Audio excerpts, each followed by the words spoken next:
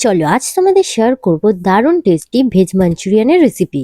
প্রথমে একটা জায়গায় গ্রেট করা বাঁধাকপি, গাজর, বিনস, ক্যাপসিকাম কুচি, স্প্রিং অনিয়ন, পেঁয়াজ কুচি, কাঁচা লঙ্কা, ধনেপাতা, 1 চামচ আদা রসুন বাটা, স্বাদমতো লবণ, গোলমরিচ গুঁড়ো, সয়া সস ও 1 চামচ লঙ্কা গুঁড়ো দিয়ে দেব।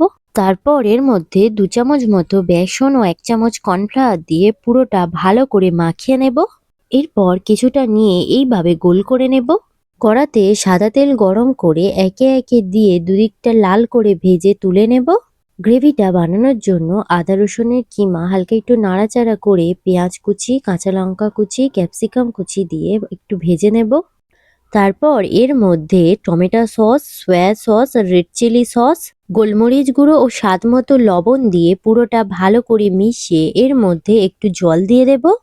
এরপর কর্নফ্লাওয়ার গোলা জলটা দিয়ে পুরোটা ভালো করে মিশিয়ে নিয়ে গ্রেভিটার মধ্যে ভেজে রাখা পকোড়াগুলো দিয়ে 1 চামচ চিনি দিয়ে পুরোটা ভালো করে মিশিয়ে নামানোর আগে ধনেপাতা কুচি ছড়িয়ে নামিয়ে নিলেই তৈরি ভেজ মাঞ্চুরিয়ান।